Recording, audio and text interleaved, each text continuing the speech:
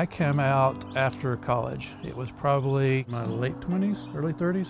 Isn't that about right? And actually kind of, I think, did we have a bet going on who would tell their parents first or something like that? Yeah, and you won. And I won that one, but you didn't think I was going to do it. No, I didn't. But when I came out, my mom, I think, was probably a little bit surprised by it. She took it okay. My sister, on the other hand, did not take it as well initially. I actually got uninvited to Christmas at her house. Pretty much at that point, after I was uninvited from Christmas, I pretty much cut them out of my life for about that year. She kind of came around, but my mom, I think, kind of set an ultimatum. Everybody's part of the family, and I guess effectively get over it. And so then my mom had everybody come over, and it was a little awkward at first, but each time after that it got better. And I think when we actually got our foster kids is probably when it probably improved the most. And our little guys, when we got Carolyn, that was definitely... Yeah, that's where I saw the biggest change in their attitude. My parents were very negative about me being a lesbian. It was a huge black mark on the family. It was a disgrace. They cut off all contact. And when I told Mom, my rule of thumb, both as a professional counselor and as a human being, if someone asks you, they already know the answer. They just need you to say it to clear the air, and I'm fine with that. So my mom said, I noticed that you're wearing a ring, and Marla has one just like it. What's up with that? And I said, well, we're actually a couple. And so my mom just kind of looked at me, and I could tell she was kind of shell-shocked, pardon the phrase, but she hugged me, and she hugged Marla, and she said, oh my God, I'm so happy for you, you have somebody. And that was perfect. And it was a hallmark moment. But then 3 days later, she called and said that I think you are what God despises on earth. And then we didn't have contact for several years after that. She really didn't have any input about the children or any of that. My parents were foster parents and adoptive parents. And I always loved kids growing up, and that was one thing that my mother said when I came out to her, was that you're never going to have kids. Ha! We got 5 now. And she got a great grandkid, so proved her wrong, I guess. But anyway, so that was one of her concerns. But your mom really came around on that Yes, kind of she stuff. did. Actually, your whole family did. Yeah, because I was brought up very Appalachian Southern Baptist. We were definitely taught that, homosexuality was a sin, you would go to hell. I know it's rough for me. I had 30-something years before I came out to my mom that I had to process this stuff, and then we just threw it on her and is expecting her to be completely fine with it overnight.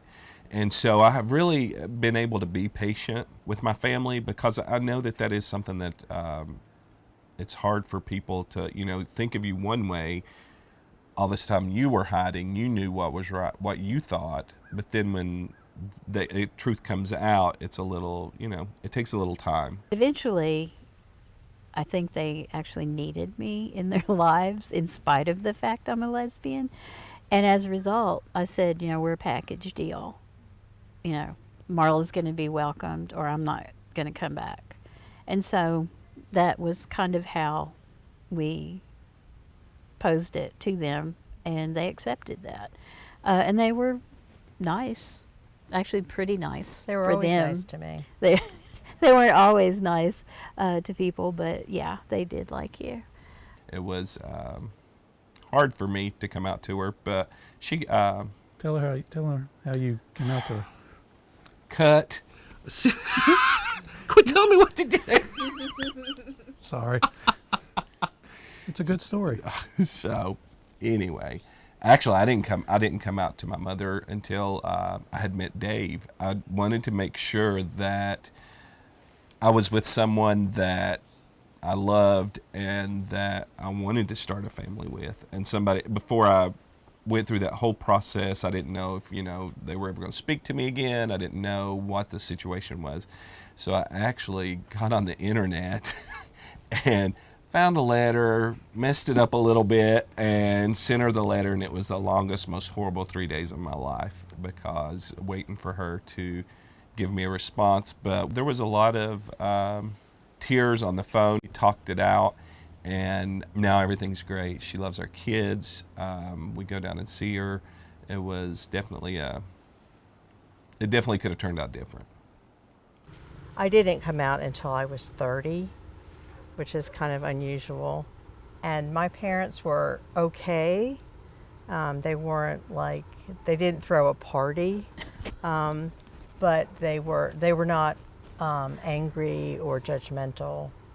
And they, you know, they met us as a couple, and so they learned, you know, to understand that aspect of me through us. And Which was very nice because my parents did not. did not. Yeah. I always knew that I was different. I always knew that I liked guys. There was a neighbor that I had that I thought was always super cute. So I just kind of knew from like the beginning that I was homosexual. And the first time I remember coming out on my terms was with Joel when I was like 14. I came out when I was in the 8th grade. Everyone did not care. They were like, we kind of knew, so it's not really that big of a deal. It's not that big of a surprise. We just kind of knew. So it wasn't hard at all. Our son, Zachary, when he come out to us, I could feel my mother coming back through me, and I didn't want him to have that negative experience. So I definitely catch myself and try to remember what it was like for me. And it's really different, and it's really hard because everything's, you know, we're the sandwich generation where, you know, before it was completely awful. Now Zach was the coolest kid at school. He was doing this and that, and I'm just like, no, back it down. And then I was the one saying it's a different time now. Yeah. Everything's okay. So, but you know, family, everything, it's working out. It's working out. It's just time. It definitely takes time. My mother never opened up to that. My sister and my father were very adamant that that's not something that God will allow. And so the result was that we had your family. And a further result of that is that your family came to live with us here, which was really interesting, Right. but good. It was interesting because, you know, how could they live here and not be accepting, right? They moved here when I got pregnant with the twins because there was just no way I was going to be able to manage by myself. And they were about getting ready to retire. So it was kind of good timing. But it, you know, it had its moments. It wasn't comfortable for them because they're of their generation. Was not something they were familiar with or understood. But they were willing to Right. work with us on that. Right. And I feel very much included in your family. I have 4 brothers and sisters, and they have varying degrees of acceptance, but mostly acceptance. Yeah. Which has been nice. Orders of magnitude more positive than my sibling. Which is a kind of a sore spot, but I've gotten over it. I just had to. A funny story about his family. I think one thing that kind of brought your mom around. Remember when he took the TV tour? I was like, when we bought my mom's affection. We gave her a TV, and that's when she told me she gave me a hug the first time and told me that she was really, what was it, something like she's really happy that you found someone to love. Yeah, that's what she said. And that really, I had to leave because I was going to cry. So I was like, well, okay, let's go, bye. So one of the things I think that's positive about living here is that it's sort of the case. This is a very homogenous environment. Everybody's the same, and a lot of people are very much the same. And, you know, they probably never met a Jewish lesbian before. That's another non-traditional Right. thing about us, is that we're Jewish. And so, you know, like I had one student say to me, "Oh, I never met a Jewish person I liked." I was like, "What is wrong with you?" But, you know, she probably never met very many Jewish people either, and a lot of my students have never met a Jewish person, not to mention a Jewish lesbian person. I'm relatively out at work. I don't like say, hi, I'm a lesbian, I'm your teacher, you know, here's the syllabus, but I don't keep it a secret either. I don't really think my personal life is their business particularly, but the ones who need to know usually figure it out. And then you can be helpful and supportive to people who are just coming out. And that's nice.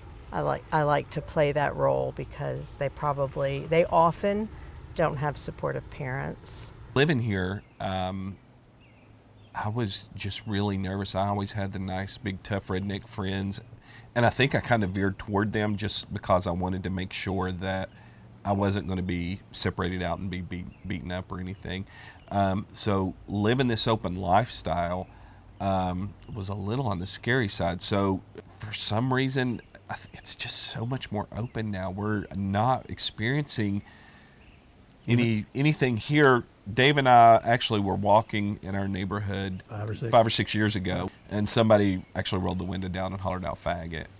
And that's been the only time that we've ever experienced anything like that. We live in northwestern North Carolina, and the town we live in is a typical college town or university town. It veers a little bit more on the liberal side. On the liberal side, as the elections, it's always what's the right color? Blue? The right color. It's a blue state. I'm sorry, I shouldn't have said that. But anyway, sorry. We haven't experienced a lot of discrimination. That's not to say there's been none. There has been. Yeah, you know, parents who didn't want their kids hanging out with our kids and that kind of stuff. But you know, I really didn't want our kids hanging out with their kids. So that was not much of a problem because we have certain standards too, and we managed to work it out, I think. And we were lucky. For ZAK, when he was in like 8th grade and in high school, and actually now that he's in college, having two gay dads or gay parents is actually kind of a cool factor. I have never gotten a single insult, complaint, or anything about being in a two-father home. In fact, the majority of my friends love my dads. They're like, Dave and Joel is the best. Dave and Joel are great. It was great. They never thought twice about it. All my friends, the majority of the people in my high school, when I was in high school, they used it as an identifier kind of when they would say, hey, do you know ZAK? They're like, is that the one with like two dads or the one with just a mom and dad? They were like, the one with two dads. And they were like, oh yeah, I know that guy, yeah. But they used it more as an identifier, never as an insult. And I thought that was awesome, especially where we live currently, because it's not the most supportive here, but at the same time, like the younger generation, like my age and like younger, are completely okay with it and never gave me anything for it, which was great. Even for like the little kids, they don't really think anything about it. I really do think it is really a different time. And I was nervous for our kids. I was nervous that people wouldn't let their children stay with us because of the whole gay thing.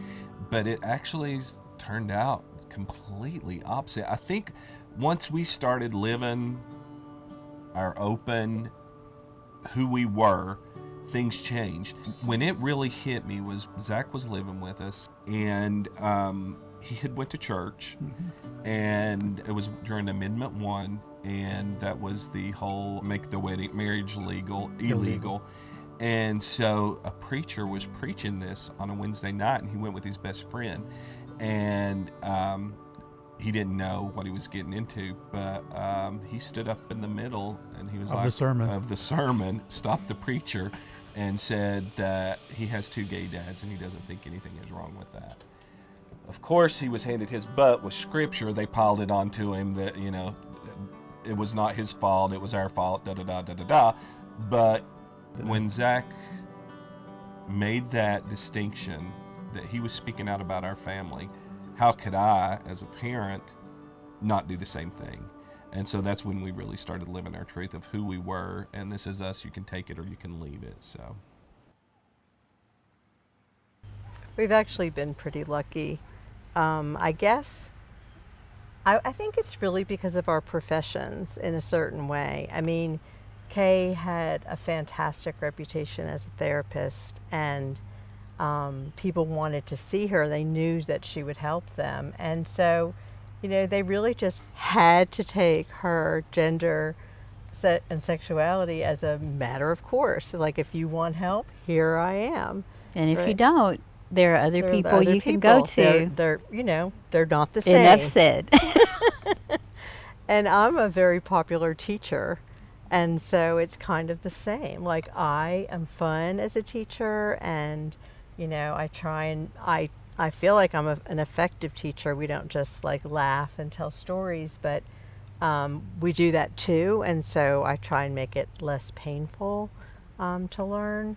And so they could take anybody's class, but if they wanted to be in mine, they just had to accept me for who I am. So, and also the university or the university setting, the college setting is, generally speaking, full of more of people who are more open-minded than the average person.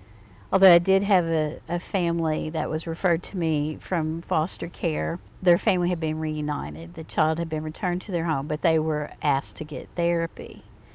And the son was a behavior disordered individual and probably borderline IQ. And that made their lives difficult. And they had some very different ideas about their religious thinking. And the first thing they said to me, they look at me and they see tattoos and earrings and short hair. They said, "We want a Christian therapist." And I said, "Well, I can refer you to either of my coworkers who are both believe in God and are Christian." I said, "I'm not a Christian." And the woman just looked at me and said, "Well, what are you?" And I said, "I'm Jewish." And she said, "Oh, that's even better. We ascribe to the original tribe of Jesus." And I'm thinking, you so are not going to really want me as your therapist, because your idea of the tribe and my sense of the Jewish tribe are not the same.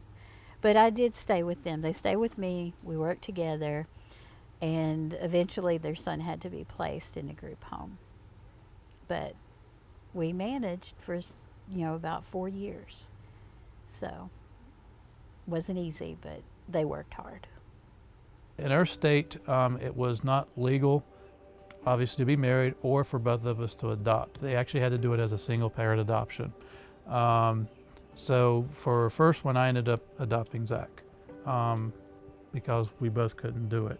And so we kind of talked about it and came to that conclusion and talked with ZAK about it. But there was definitely some hurt feelings about that. I mean, I felt, even though it was the same, he was in our house, we were, it was the same, there was difference. It was not enough. It wasn't the same. It was, I felt left out because, he has Dave's name, Dave's insurance, Dave, everything, and there's me off to the side. That was really hard. It was really, actually, in the beginning it was very hard to say. For one, they say, well, which one wants to adopt? So then we have to have these talks. Well, what are we going to base it on? Are we going to base it on income? Are we going to base it on insurance? Are we going to base it? And then when it just come down to it, we were like, okay, well, Dave, you can do it. And I mean, it was rough for me. I had some real reservations about that. So with with our little kids, now everything's fine. It's got both our names on social, or on all of their information. We have talked about doing the adult adoption with ZAK, just to kind of include me. If he wants that, we'll continue to do that. But my feelings have felt better because we are a family. I still consider him my son. But I think it's something that I've looked into, and we're probably going to do here in the short term, is probably do the adult adoption. It's just so that then, that's not removed as a question for anything down the road. There were times when she would take them to the emergency room or whatever, and they would say, "Are you the parent?" Which I don't know why they would even ask. Probably because I look like me. Well, You know, too many earrings, tattoos, and surely these beautiful children can't be yours. And they would call. they would insist on calling the They would take biological mother. a phone call over an adult person being responsible with the checkbook in order to treat. Right. So that was hard. So that was nice when she was able to do that. I think it made her feel validated in ways that I didn't even really understand because, Oh, also made me legal. right, I mean, because nobody ever questioned me, though they often asked if I was their grandmother, and someone once argued with me, like, no, you must be the grandmother. Like, actually, I remember giving birth to them. So I'm pretty sure I'm the mother. I remember that too, and it was you, actually. Yeah. So I hadn't really had the same kinds of experiences that Kay had. You know, I'd take Zach to the doctor. Well, who are you? Well, I'm not his foster parent now because before I was his foster parent, that was fine. I'm not his legal guardian. I wasn't anything. I was just a person that was driving him there. So that was stuff that was really hurting my feelings and and I just couldn't wrap my mind around how this person, I'm feeding him, we are doing stuff together.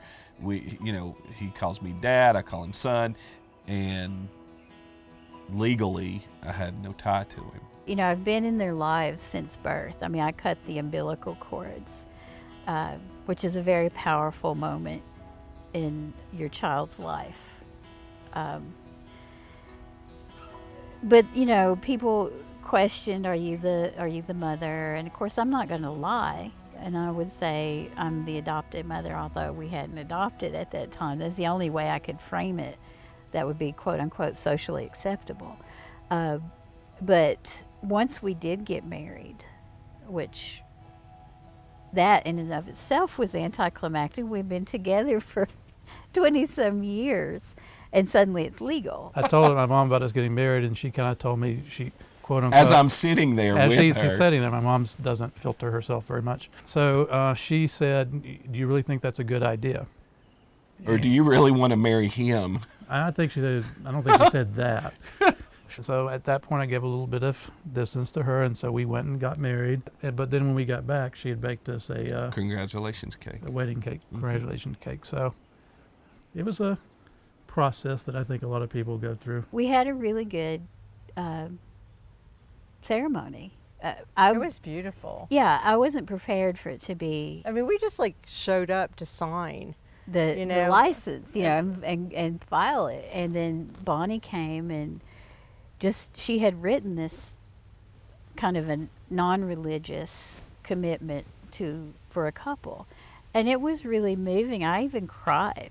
And I just thought, I'm signing this and we're putting it in the courthouse. This is it. The bigger one for me, probably more than adoption, was the one when our marriage became legal in our state. That was the one that meant the most to me, because you really felt like second-class citizens in your own state. We had to file like a federal tax return and then turn around, do it again as individuals to do the state. I mean, it was just a lot of extra work, and you didn't feel like you had, full rights and the marriage thing is whenever all that kind of changed. As soon as that was legal, I mean, it was just kind of like he was able to, like some of the benefits I get at my work.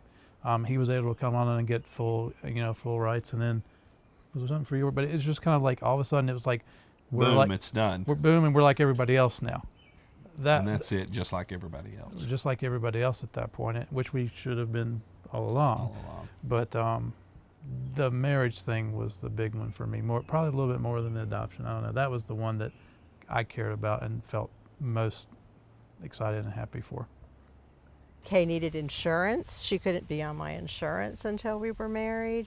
And, we wanted the bond, to be official between Kay and the children. And that's why we were doing it. I mean, we'd been together for over 20 years. It seemed like this ridiculous thing, But it was meaningful. But it turned out to be meaningful. even though we didn't expect it to. And then we had a party, and that was fun. Right. You know what was funny? When the law was changed, it was kind of like a breath because, so Dave and I got married, and then, which we didn't think we could do. And then it's recognizing your own home state, which was like a double bonus. When we did the adoption, Molly was Molly had a sign because she She had would- to consent. right. She had to say, it's okay if this person becomes my other mother. And so she was happy to do that. I mean, I'm the only other parent she's ever known. The twins didn't come to the adoption thing because they were young enough that their consent was not required. So she was very happy, and we took beautiful pictures on that day. Yeah. You know, we refer to all this stuff as breaths, but it was just like another, like, yes, finally, we're getting recognition. We're getting, it's good. Life's good. It's great.